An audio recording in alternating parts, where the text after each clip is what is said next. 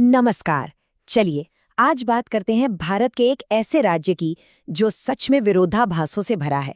मतलब एक तरफ गहरी प्राचीन आदिवासी परंपराएं और दूसरी तरफ बड़े बड़े इंडस्ट्रियल प्लांट्स। जी हाँ, हम बात कर रहे हैं छत्तीसगढ़ की। एक ऐसी जमीन जिसके हर कोने में ना एक अलग ही कहानी छुपी है।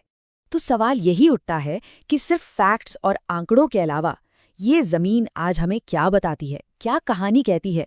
तो चलिए आज इसके अलग अलग पहलुओं को समझते हैं, इसकी खूबसूरत प्रकृति से लेकर इसके ऐतिहासिक संघर्ष और इसकी जबरदस्त सांस्कृतिक विरासत तक। तो सबसे पहले नजर डालते हैं छत्तीसगढ़ के शानदार भूगोल और उसकी प्राकृतिक खासियतों पर। यह एक ऐसी जगह है जहां प्रकृति अपने सबसे भव्य रूप में दिखती है। तो शुरुआत करते हैं मतकू द्वीप से। अब ये कोई ऐसा वैसा द्वीप नहीं है।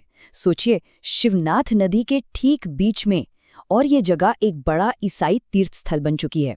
मतलब यहाँ आध्यात्म और प्रकृति का एक गजब का मेल देखने को मिलता है।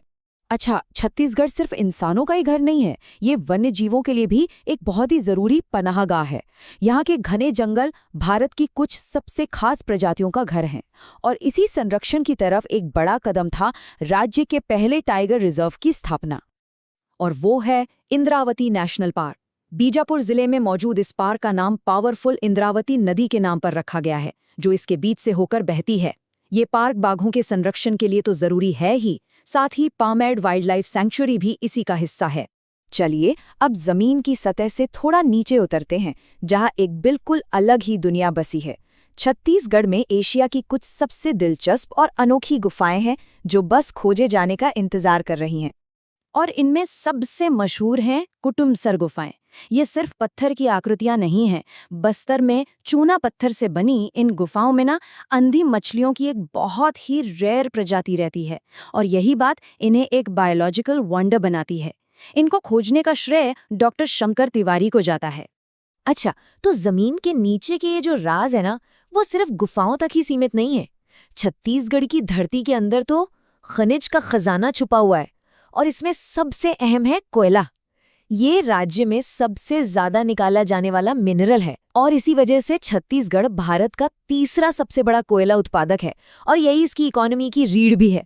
चलिए अब जरा वक्त में पीछे चलते हैं और इस इलाके के लंबे और उतार चढ़ाव वाले इतिहास को खंगालते हैं। ये ताकतवर राजवंशों, हिम्मत वाले विद्रोहों और दूर की सोचने वाले संस्थापकों की कहानियों से भरा पड़ा है। यहाँ पर कई राजवंशों ने शासन किया, लेकिन इनमें से कलचुरी राजवंश का शासनकाल सबसे लंबा था। सोचिए, 700 साल से भी ज्यादा उन्होंने इस क्षेत्र को एक लंबा और स्थिर दौर दिया, जिससे यहाँ कल्चर का भी खूब विकास हुआ, जिसकी छाप आज भी यहाँ के आर्किटेक्चर और परंपराओं में दिखती है। लेकिन इतिहास हमेशा शांत नहीं रहा।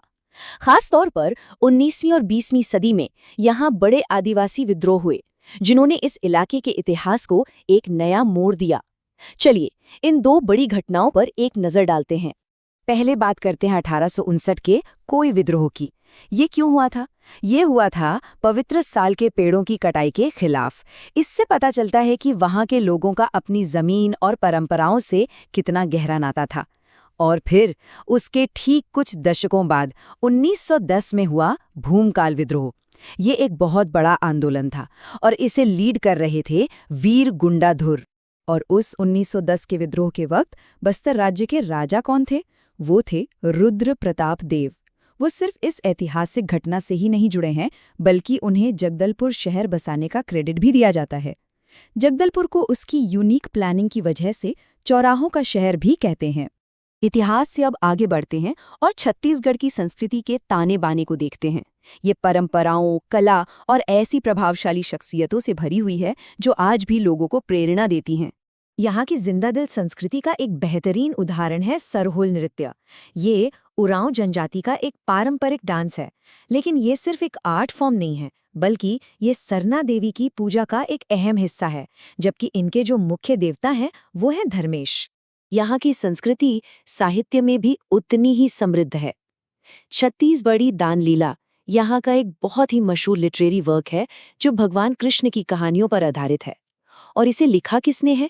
इसे लिखा है श्रद्धेय पंडित सुंदरलाल शर्मा ने। पंडित सुंदरलाल शर्मा का प्रभाव इतना ज्यादा था कि उन्हें छत्तीसगढ़ का गांधी कहा जाता है। ये उपाधि ही अपने आप में बताती है कि लोग उनका कितना सम्मान करते थे और इस क्षेत्र के सामाजिक और राजनीतिक जीवन में उनका कितना बड़ा योगदान था। और अब आखिर में देखते हैं कि आज का जो मॉडर्न छत्तीसगढ़ है वो कैसे बना। उसका एडमिनिस्ट्रेटिव स्ट्रक्चर क्या है जिसने इसे आज का ये स्वरूप दिया है। तो ये सब हुआ कैसे? छत्तीसगढ़ को भारतीय संविधान के आर्टिकल 3 के तहत बनाया गया था और इस तरह ये भारत का 26वां राज्य बना।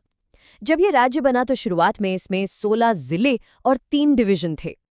अब बात करते हैं यहाँ के लोकल गवर्नेंस की। तो छत्तीसगढ़ में ना पंचायती राज का एक 3 टियर सिस्टम है। मतलब सबसे नीचे गांव के लेवल पर ग्राम पंचायत, फिर ब्लॉक लेवल पर जनपद पंचायत और सबसे ऊपर जिला लेवल पर जिला पंचायत। यहाँ एक बात ध्यान देने वाली है कि तहसील पंचायत नाम की कोई चीज यहाँ नहीं है। और हाँ, हम मॉडर्न छत्तीसगढ़ की बात भिलाई स्टील प्लांट के जिक्र के बिना तो कर ही नहीं सकते। ये राज्य की इंडस्ट्रियल पहचान का एक मजबूत स्तंभ है। इसे रूस की मदद से बनाया गया था। ये सेकेंड 5 ईयर प्लान का एक बड़ा हिस्सा था। इसका उद्घाटन खुद राष्ट्रपति डॉक्टर राजेंद्र प्रसाद ने किया था और 1959 में यहाँ प्रोडक्शन शुरू हो गया। तो हमने देखा कि छत्तीसगढ़ वाकई में एक ऐसी जमीन है जहां सब कुछ एक साथ देखने को मिलता है। सदियों पुरानी परंपराएं, इतिहास के वो बड़े बड़े संघर्ष, जबरदस्त प्राकृतिक दौलत और आज की मॉडर्न इंडस्ट्री। तो अंत में एक सवाल तो बनता ही है, इतनी मजबूत विरासत और इतने सारे रिसोर्सेज के साथ छत्तीसगढ़ अपने भविष्य की कहानी में अगला पन्ना क्या लिखेगा?